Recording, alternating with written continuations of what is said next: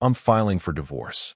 Those were the words she mouthed at me, without sound, without blinking, right as the waiter was refilling my wine. We were 5 minutes away from the anniversary toast. 5 minutes from standing up in front of our closest friends and family, thanking each other for 25 years of marriage. Her lips barely moved. Her expression didn't twitch. She looked like someone confirming an Uber ride. I stared at her in disbelief, thinking I must have misread it. Maybe it was a cruel joke. Maybe she was drunk. Maybe. Then she reached under the white linen tablecloth and slid a manila envelope across to me. It wasn't a joke. I felt my pulse hammering in my neck as I looked around. No one else had noticed. The soft clink of silverware, the chatter, the gentle flicker of candlelight. Everyone thought we were a happy couple, celebrating 2.5 decades of commitment, of getting through the hard parts, of raising 2 boys, of building a home. They didn't see the envelope sitting on my lap like a ticking bomb. I didn't open it right away. I didn't have to. The way she leaned back in her chair with that smug, rehearsed smile said everything. She was proud of the timing. She wanted me to read it while my mother was sitting 5 feet away, while our sons were laughing with their girlfriends, while our best friends were getting ready to raise glasses. She wanted the shock to bloom across my face in real time. Leah had always been calculated, but this was cold. This was surgical. I didn't even ask her why. I knew if I said a word, I'd lose control. I'd shatter the illusion in front of everyone. And if there's one thing Leah despised, it was drama that didn't serve her. So I smiled. I nodded. I said something meaningless about the wine being good. And while I swirled my glass, I slid my hand into my jacket pocket and touched my envelope. I'd prepared it 2 weeks ago. Not for tonight. No, I'd hoped I'd never have to use it at all. But a voice deep down told me to be ready. Because when your wife starts leaving her phone face down, when she starts coming home late in new clothes, when she suddenly starts going to the gym after 20 years of never lifting a dumbbell, you notice. When she stops asking about your day, when she stops touching you, when she stops even pretending, your instincts scream, even if your heart begs them to shut up. I had ignored them for too long, but I had still acted. I'd had doubts, quiet ones. So I waited until she was out with the girls, poured myself a drink, and ordered a DNA test kit. Just me and the boys. Out of curiosity, out of fear, call it what you want. I needed to know. Because my oldest son doesn't have my chin. My youngest doesn't have my ears. And my wife? She always had a reason ready when I brought that up over the years. Genetics are weird, she'd say laughing. They probably got your grandfather's nose. Except they didn't. So I ran the tests. Quietly. Patiently. I waited. And 2 days ago, the results came in. Both boys, both asterisk, had a 0% chance of being mine. 0. Not a distant uncle. Not a cousin. No relation. And now here I was, sitting across from Leah, while she handed me divorce papers like she was closing out a restaurant tab. Like I was the problem. Like I was the one to walk away from. I still hadn't opened her envelope. I didn't need to. But she didn't know that I'd brought my own. And in 5 minutes, I was going to stand up, thank her for 25 years, and burn her entire lie to the ground. I stood up slower than usual, not for dramatic effect, but because I had to steady my knees. My heart was thundering, a savage, primal drumbeat in my chest. Around me, the room quieted. Glasses clinked. Forks rested on plates. Faces turned toward me with warm smiles, expectant eyes. I looked at her, Leah asterisk, and she gave me that perfectly polished smirk. The kind she'd mastered over the years that said, I win. She thought this would be my humiliation. She thought handing me divorce papers under the table right before the toast was her mic drop. She had no idea what was coming. I cleared my throat and raised the mic. First off, I began, with what I'm sure looked like a grateful smile. Thank you all for being here tonight. 25 years. A quarter of a century. It's not something everyone gets to celebrate, and definitely not with so many friends still standing by. People clapped. Leah even joined in, resting her manicured hand on my arm like nothing had happened. I kept going, my voice calm, my grip tight around the envelope in my pocket. Marriage is a journey. It's messy, it's complicated, I glanced at her hand, still perched like a spider on my forearm, full of surprises. Laughter rippled around the room. Our oldest, Tyler, chuckled. Our youngest, Dylan, looked up from his phone. I had their attention. Now, I said, drawing the other envelope slowly from my jacket, I've got something a little different prepared tonight. A surprise of my own. You see, Leah and I aren't just celebrating our anniversary. No, we're celebrating truth. And what better way to honor 25 years of truth than with a gift? I handed the envelope to Tyler. He took it, blinking confused. Dylan leaned in to peek. Leah froze.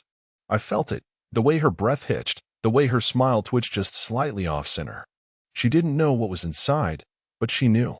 Somewhere deep in her cold little heart, she knew she was about to lose control of the narrative. Tyler opened it. He pulled out the 2 stapled printouts. It took him less than 5 seconds to read the first lines. Then he looked up at me. Dad, what is this? I locked eyes with Leah. That's a DNA test. The room went dead silent. You could hear the wine pouring itself back into the bottle. Tyler looked down again, rereading. Dylan took the second page, reading beside him. Is this some kind of joke? Dylan asked.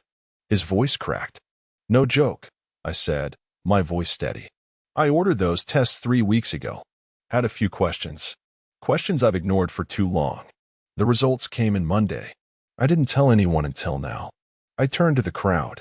And since Leah decided to hand me divorce papers under the table like I'm her waiter, a few gasps. I figured I'd bring receipts of my own. Leah shot up. Asterisk Bill, stop, asterisk. Stop, I said, facing her. Now you want to stop? You tried to humiliate me 5 minutes before the toast in front of our family. You thought you were clever. You thought I'd just sit here and swallow it. I raised the mic a little higher. Well, let's let everyone hear the punchline together. She grabbed my arm, hissing, we'll talk later. No, Leah, I said, loud and clear. We've talked enough over the years. I begged you for honesty. I trusted you when the timelines didn't make sense.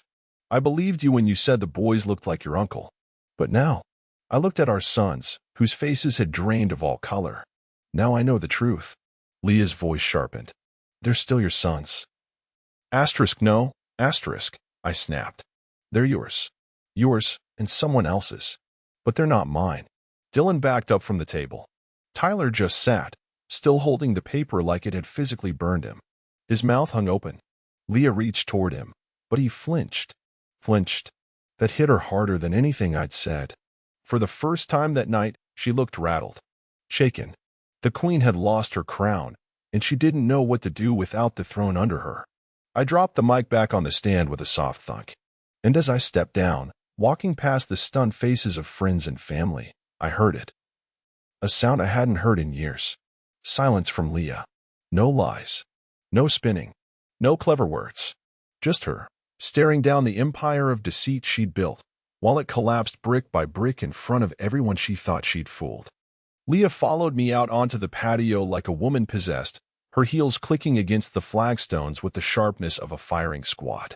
I didn't stop. I needed air, space, something real to breathe in after drowning in that performance inside. Bill, she snapped. Are you out of your goddamn mind? What the hell was that? I turned around slowly. The patio lights behind me cast her in that soft, golden glow we paid extra for during the renovation. She looked almost angelic, if not for the venom in her voice and the shake in her wine glass. No, Leah, I said, voice cold. That was me finally taking the mic for once in 25 years. You ambushed me in front of our kids. She hissed, her voice suddenly low like we were actors ducking off stage. You humiliated me. You handed me divorce papers 5 minutes before I was supposed to toast you, I said. You ambushed me. You wanted a reaction. You just didn't expect that one. She threw her hands up. I did that because I wanted it to be private, away from lawyers, before things got ugly. Private? I laughed. Was that before or after you slept with whoever fathered my sons? Or was that after you forged 2 decades of birthdays, Christmases, and parent-teacher nights pretending I was their dad? Her eyes darted away for a second. That split-second flinch. That moment of hesitation. That's when I knew she had no defense. You think you're a saint now, she said, stepping closer. You think you're some poor noble husband who's been deceived? You ignored me for years, Bill. I was invisible in that house. You think you just wake up one day and your wife's in love with someone else? No, You pushed me there. And you pulled someone else into our home, into our marriage, and made me raise his kids. They're still your kids, Bill. You raised them. You think this little test changes that? DNA doesn't make you a father. You did. I stared at her. For a second, just a second, I almost felt it. The pull. The guilt. She was good at that. Twisting things into soft little daggers. But not tonight. No, Leah, I said. I was a father to boys I thought were mine. I gave them everything. And you watch me do it every day, every year, knowing the truth. She folded her arms and looked at me like she was done pretending. You want to know the truth? Fine. I didn't think you could handle it. You were always so desperate to believe everything was fine. I gave you comfort, stability, a family to be proud of. And you were happy to look the other way as long as dinner was on the table and you got your little anniversary speeches. Who is it? I asked. Who's the real father? Her face didn't move. Tell me, I said, louder. Who's the one who sat back while I tucked his kids into bed every night? She hesitated. Then, quietly, with that same smug calm she'd used to hand me the divorce envelope, she said, You've met him. That hit like a punch to the sternum. I'd met him? I narrowed my eyes. My brain started spinning through every neighbor, every friend, every coworker who had ever crossed that threshold, who smiled too wide, who lingered too long around her, who came to backyard BBQs with some excuse about really enjoying your ribs, Bill. She saw the look on my face and tilted her head. You're not as sharp as you think, Bill. But don't worry. You'll figure it out. Eventually. The rage crept in like slow, thick oil. I'd expected pain, betrayal, but not this arrogance. This calm detachment. She wasn't sorry. She wasn't sorry. She thought she'd played the game well. You could have told me, I said. Years ago. When Dylan was born. When Tyler started calling me Dad. You could have told me. She shrugged. And risk losing the security you gave us? The house? The cars? Your parents' inheritance? Her lips curled. You were always good for that part, Bill. You were dependable. Something broke inside me. Not loudly. Quietly. Like the last leg of a chair finally snapping under weight it was never meant to carry. Then why divorce now? I asked, voice hoarse. Why tonight? She exhaled through her nose, like I was a fool for asking. Because Tyler's turning 21 next month. The will you rewrote gives them full access to the trust fund when they're legal adults. And once that's done, I don't need you. I didn't answer. I didn't nod. I didn't flinch. But inside, the dam cracked wide open. She turned to walk away, heels clicking again as if nothing had happened. You should have never tested them, she said over her shoulder. You had a good thing going. You just couldn't leave it alone. And with that, she disappeared inside, back into the house filled with guests who still thought she was the loving wife of a kind man. But that night, I realized something far darker than betrayal. She'd never loved me. She'd used me. And I had 2 sons inside that house, holding papers that told them their whole lives were built on a lie. I didn't go back inside. Let them toast. Let them clink glasses and pretend Leah was the radiant wife of the year. Let them gossip in hushed tones about why Dylan ran out pale as a sheet, or why Tyler looked like someone had punched him in the chest. I needed none of it. I needed silence and space and a world without her smirking 2 tables away. I walked down to the edge of the yard, past the trimmed hedges and perfectly placed garden lights, her pride and joy, of course. The house was spotless, curated, fake, just like the marriage it hid. I stopped by the old maple tree, the one I planted when Tyler was born, 21 years ago. I remember digging through the clay-packed earth with blistered hands and a stupid proud grin on my face. I thought I was building a legacy, a family. Turns out I was landscaping a lie. Behind me, the muffled sounds of music and laughter tried to drift through the windows. I could still hear Leah's voice floating through it, all polished, pleasant, charming. The same tone she'd probably used while sneaking around behind my back. For years, I thought about walking, just leaving, keys in pocket, vanish for the night. But my legs stayed rooted, and instead, I reached for my phone. Missed calls from Dylan. A long text from Tyler. Dad, come back inside. Please. I need to talk to you. Alone. I stared at the screen. My thumb hovered. I didn't know what to say to them. They were my sons. I taught them how to tie their shoes. I stayed up when they had fevers. I helped Tyler build his first science fair volcano, even though I had the flu. I sat with Dylan when he cried over a girl in 10th grade. And now asterisk, science, biology, cold black text on white paper told me they weren't mine. Not by blood. But the thing that scared me the most? A part of me still loved them. Even knowing what I knew. Even with my whole world turned inside out and set on fire, I still felt that reflex, that instinct, protect them, because it wasn't their fault. They didn't ask for this. They were dragged into it, just like I was. I took a breath and typed back. Meet me in the garage. 5 minutes later, the side door creaked open. Tyler stepped in first. Jacket half-zipped, tie loose, face pale. Dylan followed, clutching the DNA papers in his hand like they were covered in something rotten. Is it real? Dylan's voice was barely audible. Is this real, Dad? Dad. He still called me that. I nodded. Yeah, it's real. I didn't want it to be. God knows I hoped it was a lab mistake. But it's not. Tyler swallowed hard. She knew. She knew, I said. The whole time. Dylan sat down on the workbench like his legs were about to give. Then, who's our father? I looked at him for a long time. He still had that same cowlick that I used to try flattening down before school pictures. I don't know. She wouldn't say. But apparently, I've met him. That landed like a gut punch. Tyler started pacing. All those times, he muttered. All those birthdays. Family photos. College visits. Everything. She let you do it all. She didn't just let me, I said. She needed me to. Because the man she chose to sleep with clearly wasn't capable of doing any of it. Dylan shook his head, lips trembling. You're still my dad. I don't care what some paper says. You raised us. I had to look away. My throat burned. I didn't want to break in front of them, but God, hearing that, it gutted me more than any of Leah's lies. Then Tyler stopped pacing. He turned to me, face tight. You're not going to forgive her, right? No, I said flatly. There's no going back. His jaw clenched. Good. Because I'm done with her too. Dylan looked up. What do you mean? Tyler reached into his pocket and pulled out his phone. I already texted Grandma. Told her everything. Told her to get a lawyer. If Mom thinks she's walking out of this clean, she's got another thing coming. I blinked. You told my mother? Tyler nodded. She deserves to know. And you, he pointed at me, deserve backup. If she wants war, we'll give her one. The kid's voice didn't shake. Not once. I hadn't seen that fire in him before. Not like that. And suddenly, something in me shifted. For the first time that night, the weight started to lift, not because I had clarity, not because the pain was gone, but because I wasn't standing alone. They may not have been mine by blood, but they were mine where it counted. And Leah? She had no idea what she'd just awakened. When I stepped back into the house, the air had changed. Not a single guest was laughing anymore. The piano music had stopped. Even the servers were frozen like statues, glancing toward Leah as if waiting for instructions.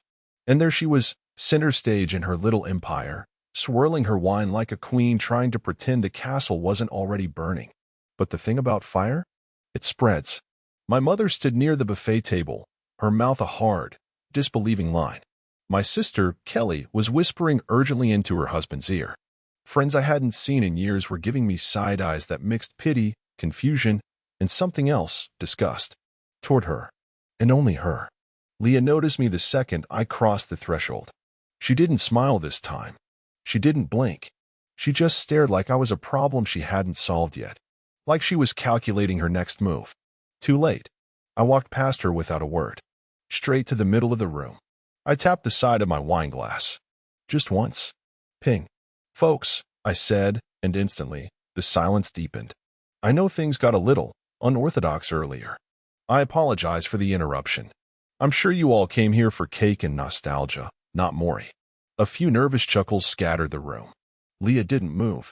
She looked carved from marble now, stone-faced, rigid, unreadable. But since everything's already out in the open, there's no reason to pretend anymore. Leah and I won't be celebrating any future anniversaries. Gasps. Whispers. A few people already knew. The rest were catching up. I could almost see the gossip forming behind their eyes like storm clouds. She filed for divorce, I continued. Under the table, 5 minutes before our toast. Said she wanted to keep it civil. I smiled bitterly. I guess 25 years of lying deserved one last little surprise. Leah finally spoke. Asterisk Bill, stop. Asterisk, you've made your point. No, I said, my voice flat. Not yet. I turned toward my sons, standing near the hallway. I told them the truth. That I ran DNA tests after. Some things didn't add up. The results confirmed it. I'm not their biological father. The room erupted. Voices layered over each other, questions, gasps, murmurs. Kelly grabbed my mother's arm. Someone dropped a fork. The tension broke open like a dam. I waited until it settled into a stunned hush again. Then I looked right at Leah. I wanted to give you a chance, Leah. I gave you everything: time, money, trust, my name. You raised those boys with me while hiding something like this? That's not just betrayal. That's fraud. You built your life on deception. Her nostrils flared. You think you're some perfect victim? You ignored me for years. I did what I had to do to survive. No, I said. You did what you had to do to benefit. Don't dress it up like a sacrifice. She opened her mouth again, but a voice cut her off. Is that why you kept us away from Dad's side of the family for so long? It was Tyler. He walked toward us, his hands in his pockets, face unreadable. You always had an excuse, he said calmly. Grandma's too nosy. Aunt Kelly's too judgmental. We never really knew them because you chose that. You didn't want us close to Dad's family, because deep down, you knew this would come out. Leah tried to speak, but Dylan stepped in too. You lied to all of us, he said, voice trembling. And don't you dare try to say you did it for us. You did it for you. She looked cornered now. Eyes darting. Smile fading into something wild. This is still my house, she snapped.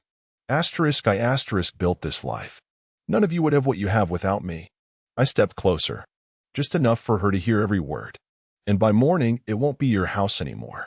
Her eyes snapped to mine. What did you do? I leaned in. You gave me divorce papers. But you forgot to check the trust revocation clause in the new will you signed last year. Her lips parted. No sound came out. You tried to time this right before the boys turned 21, I continued, my voice low and sharp, so you could cash out the trust and vanish clean. But you miscalculated, Leah. That clause? It was designed to protect my family from deception. Any deception, including paternity fraud. Tyler's jaw dropped. Dylan blinked like he'd been slapped. You're bluffing, Leah whispered. No, I said. Asterisk, you asterisk gambled. And you lost. And then, just as the shock settled, the doorbell rang. 3 loud, slow chimes. Leah's head snapped toward it. Everyone turned. She looked at me, eyes narrowed. Who is that? I shrugged. Go find out. She walked stiffly to the door, heels clacking like gunshots on tile. She opened it, and the color drained from her face. She took one step back, hand gripping the door frame. Then, almost inaudibly, she muttered, asterisk, you invited him. Asterisk. I took my glass, raised it slowly, and said loud enough for everyone to hear. To 25 years, Leah, and to the stranger at our door, the real father of your children. Then I drank. The man who stepped through the door wasn't who anyone expected. Not a neighbor. Not some forgotten flame from her 20s. Not some passing flirtation at a conference. No, it was Rick Caldwell, my former best friend. My groomsman. My fishing buddy for almost a decade. The same man who sat across from me at our dining room table every Thanksgiving. Who called me brother after one too many beers. Who once helped fix our dam roof when a storm ripped half of it off. Rick. He stepped into the foyer like he belonged there. Like he'd just returned home from a trip, not walked into a firestorm of lies.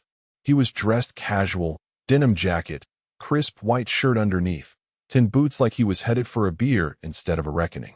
He scanned the room, eyes calm, neutral. Avoided mine. Avoided Leah's. Dylan muttered, wait.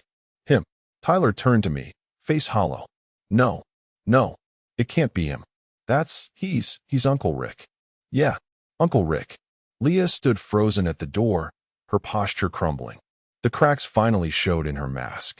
Her hand trembled slightly at her side, her shoulders stiff like she wanted to run. But she didn't. She couldn't. She was trapped, and she knew it. Rick's eyes finally met mine. Bill, he said quietly, can we talk? I didn't move. Sure. Why don't we all talk? I gestured toward the center of the room where everyone was now standing in scattered clumps. Our guests, our family, Some of Leah's friends who looked like they wanted to melt into the carpet. Even the caterer had stopped by the fireplace, wide-eyed, clutching a tray of uneaten shrimp. Leah's voice came out sharp, desperate. "Bill, don't do this." "Do what?" I asked. "Uncover the rest of the lie. You slid me divorce papers, Leah. You pulled the pin. I'm just holding the grenade you built for yourself." Rick shifted his weight. "I didn't come here to start a fight." "Then why did you come, Rick?" I asked. "To tell me the truth? Because if so, you're only about 20 years late." He looked down at the floor, ashamed. "Good. I wanted that shame to choke him. I didn't know for sure back then," he muttered. "She never told me they were mine." Leah rounded on him. "You said you didn't want to be involved." "You said." "No." Rick cut in, raising his voice. "I said I didn't want to destroy your marriage. You told me they were probably yours, Bill's. You said you'd handle it." "You still slept with my wife," I said. "In my house. My bedroom, Rick. Don't try to paint yourself as hesitant. You knew what you were doing." He flinched. The silence between us was suffocating. I could feel the whole room holding its breath. Tyler finally stepped forward, face white as a sheet. "You're saying this guy's our dad?" Leah spun toward him. Asterisk, stop it. Asterisk, don't say that. "He's not. He didn't raise you, he's not." "I'm not," Rick said, eyebrows raised. "You sure treated me like I was. Every birthday, every stop by for dinner, every single invitation where I sat across from the boys and had to act like some friendly uncle while watching them grow up and never knowing if they were mine. You think that didn't eat at me?" "You could have walked away," I said. "I did," he snapped back. "You think I moved away because I wanted to work in Houston?" "No. I moved because I couldn't stand looking you in the eye anymore, Bill. I hated myself. And her." He nodded at Leah. "I told her I was done when Dylan turned 3. She promised me she'd never tell anyone, that she was cutting me out of her life to protect the boys. I didn't know until years later she was still sending them birthday cards and signing them from Mom and Dad like we were married." Leah's face had gone from pale to red, her teeth clenched. She looked ready to explode. "I did what I had to do. You both benefited from this. Bill got to keep his happy little picture." Rick got off the hook. "And I?" "What, Leah?" I asked. "You what?" "I kept the family together," she said through gritted teeth. "You're all ungrateful. All of you." Tyler looked like he might throw up. Dylan was leaning against the wall like his legs couldn't hold him. Then Rick said something that made everything go dead quiet. "I'm getting a paternity test too. I have the right to know." Leah's mouth dropped open. "No, you don't. They're not yours legally. You don't get to barge in here and act like." "They're not mine either," I said. "So legally, we're in the same boat." And that asterisk, was the moment everything fell apart. Leah screamed. Not a cry, not an argument. A full, raw, animal scream. She lunged toward Rick, actually tried to shove him, her hands slapping his chest, sobs tearing from her throat like claws. "You ruined everything. You were supposed to disappear." He didn't move. He let her hit him, eyes empty. I stepped between them, grabbed her wrists, pulled her back with more strength than I knew I had. "You want to hit someone?" I hissed. "Hit yourself. You built this lie, brick by brick. Now sit in it." She stumbled back, hair a mess, makeup smeared, mascara painting rivers down her face. And in that moment, I swear, she looked small star.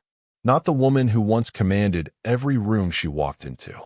Just a selfish, crumbling fraud who finally ran out of lies. I turned to Rick.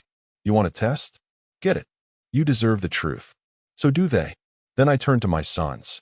"And you, whatever you find out, I'm still here. You don't have to choose now. Just know one thing." They looked at me, broken, stunned. "I raised you. I loved you.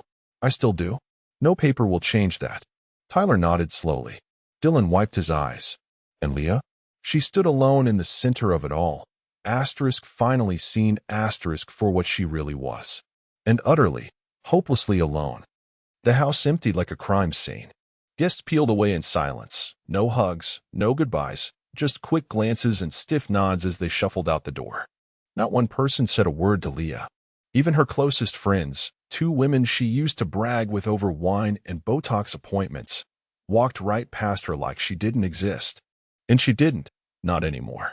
Not the way she had. The mask was gone. The performance was over. Leah Caldwell had been unmasked in her own kingdom, and the silence that followed was the loudest thing I'd ever heard.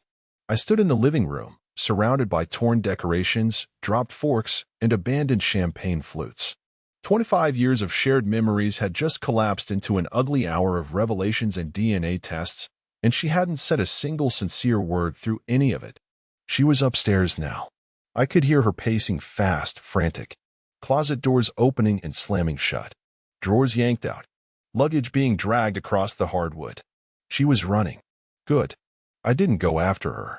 I walked into the kitchen instead, poured myself a glass of water, and sat at the table where we used to play board games with the boys. Same table where we carved pumpkins, signed college applications, argued about politics. I stared at the empty chairs. A minute passed. Then 5. Then footsteps. Heavy. Rushed. She appeared in the doorway with a duffel bag slung over her shoulder and a smaller suitcase dragging behind her. Her hair was a mess, eyes red and swollen, but her jaw still locked with defiance. "You're happy now?" she spat. "You got your big dramatic moment. You humiliated me. In front of everyone." I didn't answer. She stepped closer. "You destroyed your own kids with that stunt." "My kids?" I stood slowly. "You mean the kids you lied to for 2 decades? The ones you built your fantasy life around like they were accessories in your little Instagram perfect family? You broke them. Leah, not me. You made every choice that led to this." She rolled her eyes. "Oh, spare me. You just stood there and let Rick humiliate me. Like I was some affair. Like I didn't build this house. Like I wasn't the reason you had a social life, a functioning family, anything." "You aren't an affair," I said. "You're worse. You're the betrayal that wore my last name for 25 years. That stung her. She turned away quickly like she'd been slapped. "I'm leaving," she said. I shrugged. "No one's stopping you." "Don't think this is over," she warned, still not facing me. "I'll fight for half. I'll get the house. The money. You think exposing me is going to stop me from taking what I'm owed?" I stepped closer, voice low. "Leah, the moment you admitted you knew the boys weren't mine and deliberately kept it from me, you voided more than our marriage. You voided your claim to everything tied to that trust. Every lawyer I've spoken to agrees. You'll be lucky if you walk away with your clothes." She whipped around, fire in her eyes. "Asterisk, I will bury you. Asterisk." "Then dig fast," I said. "Because I already sent copies of everything to my lawyer, the boys, my family, and Rick." She blinked. "Yeah," I said. "Even he deserves to know what he helped build. Whether he wants to step up now or not, that's on him. But you're out." Leah opened her mouth, no doubt some monologue about sacrifice and what she gave up for us, but she stopped. For the first time all night, her expression faltered. Her shoulders sagged. The fire didn't vanish, it just shrunk into something smaller, weaker. She looked around the room like she was seeing it for the first time. Not as her kingdom, not as her prize, but as the wreckage of everything she'd spent decades manipulating into place. And it hit her. She lost.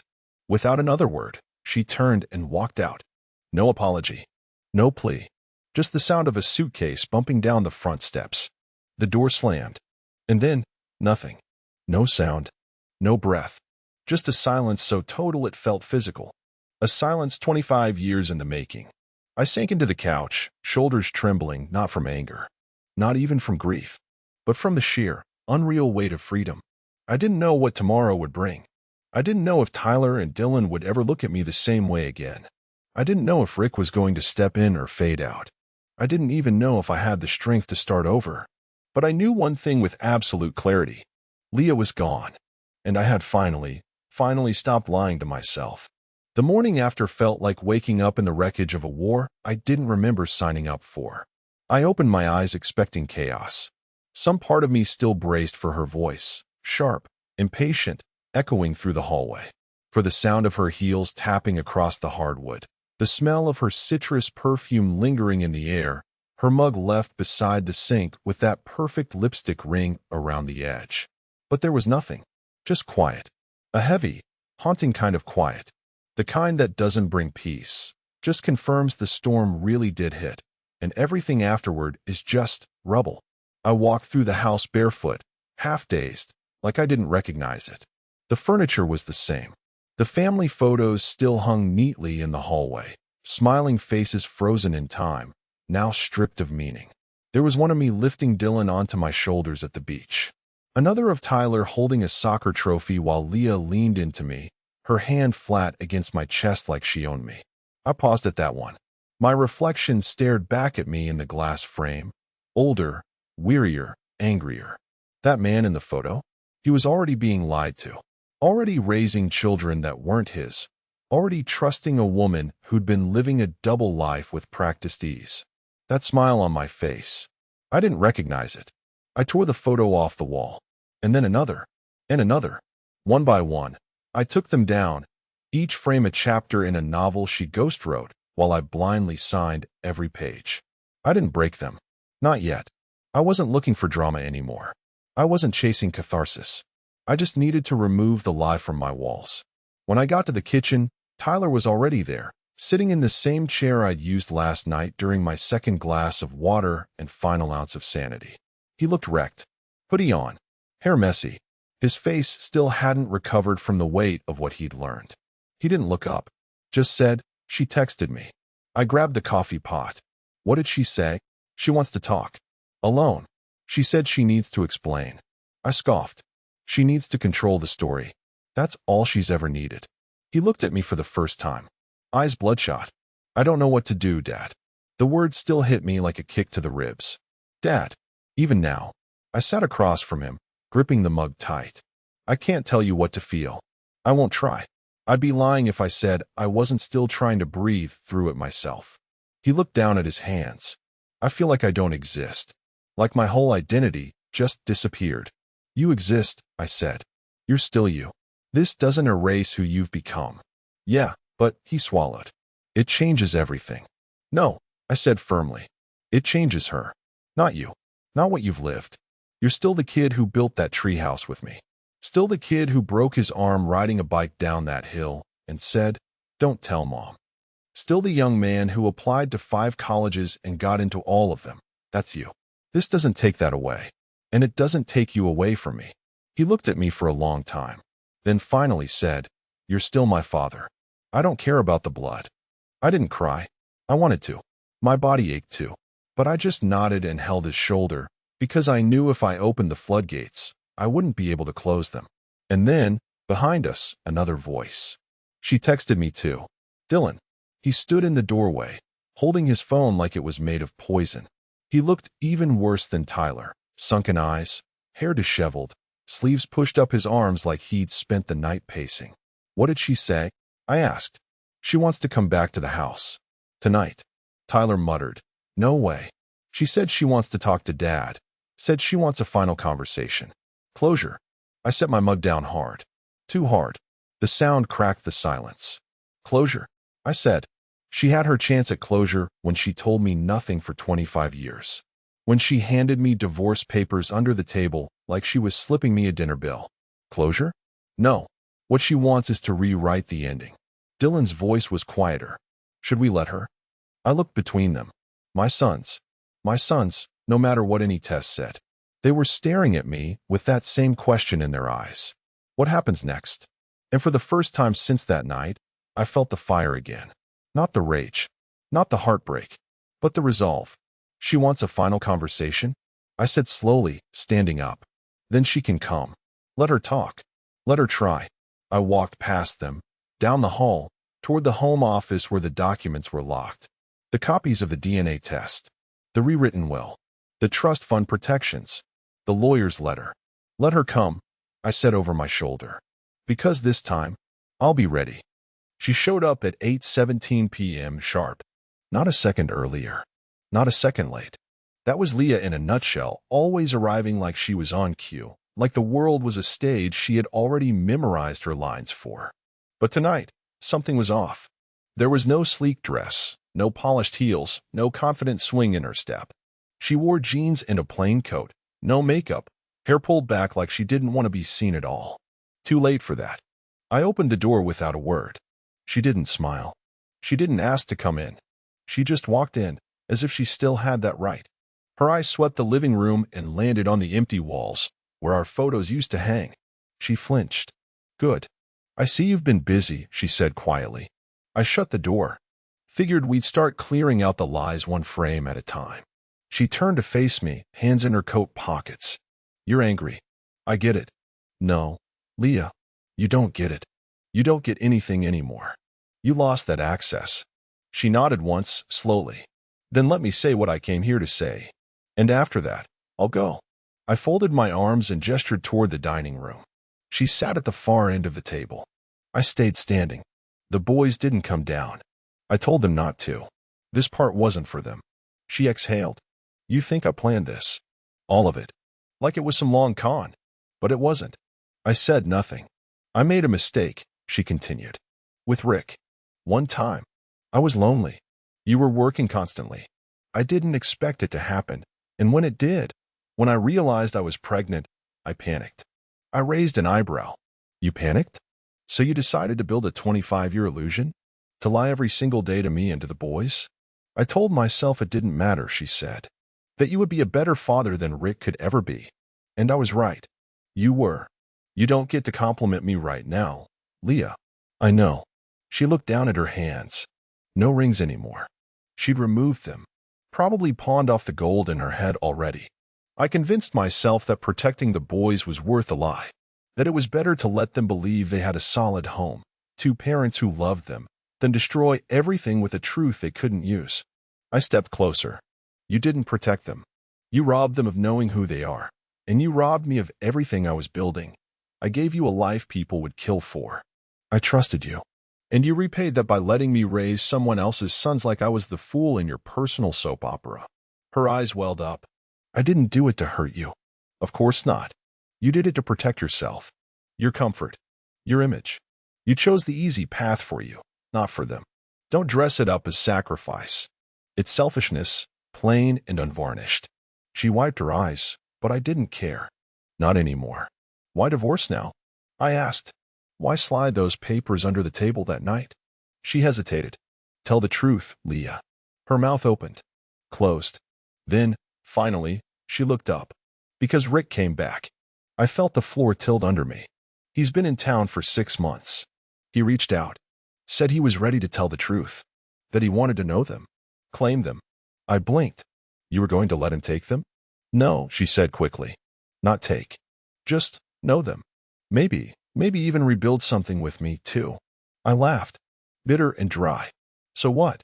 You thought you'd toss me aside like an old coat, slip Rick in the front door, and pick up your fairy tale 25 years later? Her silence was all the answer I needed. You're unbelievable, I said. You actually thought you'd walk away with the house, the money, and both of them thinking you were a hero. I didn't expect the DNA test, she admitted. You were never the suspicious type. I leaned down, hands on the table. That was your mistake. You thought because I loved you, I'd never doubt you. But the cracks showed, Leah. You were just too arrogant to notice. We stared at each other for a long time. The silence felt different now, not sharp like before. Just cold. Like the last dying embers of something that had finally, fully burned out. She stood. So, what now? You leave, I said. For good. I nodded. I already filed a motion to void the spousal claims. Based on fraud. You'll be getting papers next week. I've got all the documentation and more than enough witnesses. You'll get what the court requires and nothing more. She gritted her teeth. And the boys, that's between them and the truth. I won't turn them against you. But don't expect them to just fall into your lap either. You earned their pain. She took a slow breath, like she wanted to say something more, but there was nothing left. Not between us. She walked to the door, paused with her hand on the knob. Bill, you were a good man. I still am, I said. You just stopped deserving one. And with that, she opened the door and stepped out into the night. I didn't watch her go. I didn't need to. Because for the first time in 25 years, I felt free. The next morning, I found the letter, folded neatly, slipped under the door of my office like a final breadcrumb in her trail of delusions. My name written on the front in her handwriting, elegant, deliberate. Leah always had a flair for drama, even when she pretended it wasn't theater. I didn't open it at first.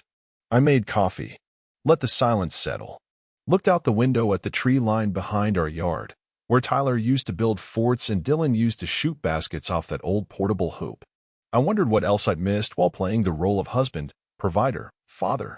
I'd worn the mask so long it fused to my face. When I finally unfolded the letter, it didn't surprise me. It was everything I expected. Excuses.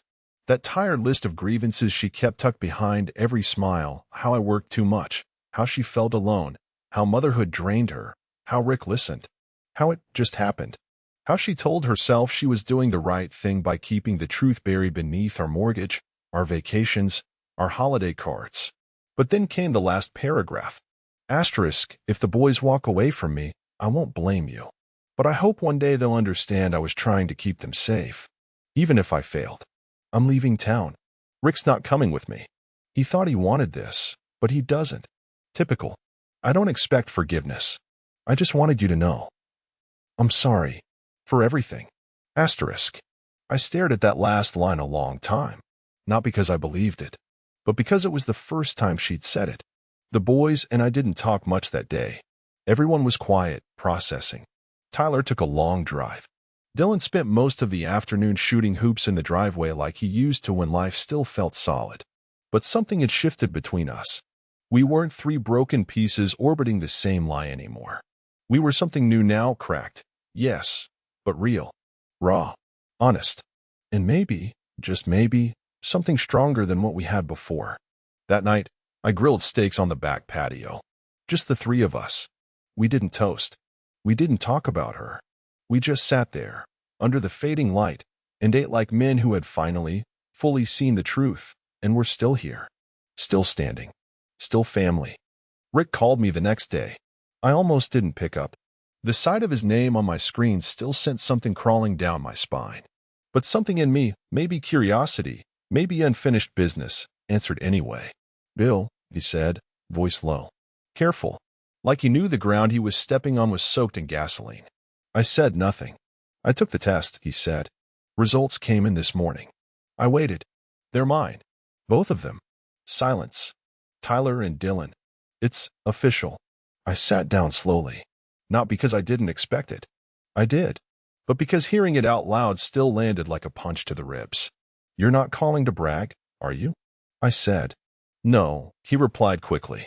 God, no. I'm calling because I wanted to say. I'm sorry. That word again. Too late for that, Rick. I know, he said. I know. I needed you to hear it from me. You were my best friend. And spare me the flashbacks, I cut in. You weren't confused. You weren't drunk. You weren't manipulated. You chose it. Over and over. He didn't argue.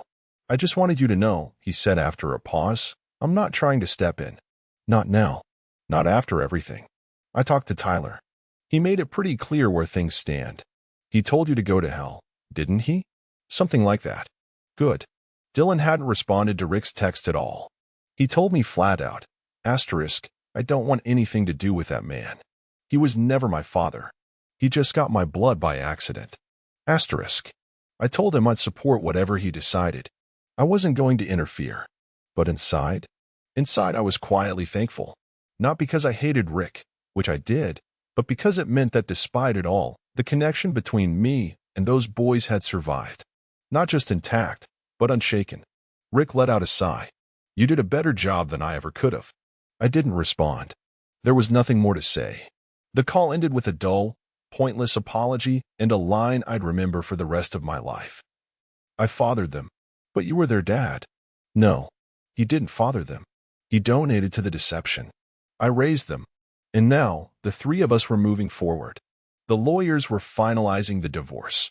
The judge accepted the fraud documentation, and Leah's claims to the house, the trust, and the accounts were disintegrating by the day. The inheritance was secure. The estate, untouched. Everything was being locked down tight. But more than that, my boys were still here. Tyler brought home dinner that night. Burgers and fries. Dylan queued up one of those awful action movies with too many explosions and no plot. I sat between them on the couch, one son leaning back with his arms crossed, the other slouched low with his feet on the table like always. And I realized something I hadn't admitted until that moment. The blood didn't matter. They were my sons. Every scraped knee, every late-night fever, every dad, can I borrow the car? It had all been real. They may have come from someone else's DNA, but they came into my life. And they stayed. We all did. 3 weeks later, the divorce was finalized. No courtroom drama. No drawn-out testimony. Just signatures, a notary, and a clerk who barely looked up when she stamped the file. It felt strange and anticlimactic, even for something that had detonated my life so violently to end with the dull thud of ink on paper. I didn't look at Leah once. She was there, of course, sitting 2 chairs over, her lawyer whispering things she already knew. She didn't wear black this time. She wore soft beige, no jewelry, hair curled slightly like she was still trying to look composed, collected, salvaged. But her eyes, they were hollow, tired, not regretful, just emptied. And I realized in that moment, I felt nothing. No hate, no sorrow, no satisfaction. Just done. She didn't speak to me afterward. Didn't try to. Just grabbed her purse, adjusted the strap, and walked out of the courthouse without a glance back. No final jab. No last word. The performance was over. I stood there a minute longer, holding the divorce decree in my hands like a man who'd finally unshackled himself from a 25-year sentence. And when I walked out into the cold air, I felt it. Freedom. Not the Hollywood kind. Not joy. Not relief. Just space. Space to finally breathe. That weekend, Tyler and Dylan joined me at the cabin. Not the old one. A new place, smaller, quieter. I bought it after everything fell apart. I didn't tell anyone until it was done. It sits on a little lake, tucked deep in the pines, with no cell service and no memories soaked into the wood. Just silence, stars, and time. We brought steaks and firewood. Tyler manned the grill. Dylan sat on the porch, carving lines into a piece of driftwood with his pocket knife. We didn't talk about Leah. Not once. But we talked. Tyler told me he was thinking about proposing to his girlfriend. Dylan said he might switch majors, wanted to try environmental science. I listened. I asked questions. I gave advice. And when the fire burned low and the sky turned black and star-drenched, I sat back in my chair, beer in hand, and realized this. This was my family. Not because of DNA. Not because of some last name on a certificate. Because of presence. Because they showed up. Because they stayed. Because they chose me. And I chose them. Leah's betrayal didn't destroy me. It revealed me. It burned away the delusion I'd built my life around and left something better underneath. Truth. Hard, ugly, liberating truth. So here's what I'd tell any man reading this, any husband with a gnawing suspicion in his gut, any father holding on to doubt like it's a secret sin. Don't ignore your instincts. Don't cling to peace at the cost of your sanity. Don't think love is enough to cover up deception that's rotting your foundation. Because truth always finds a way through, even if it takes 25 years. And when it does, don't be afraid to burn it all down. Sometimes fire is the only way to see clearly.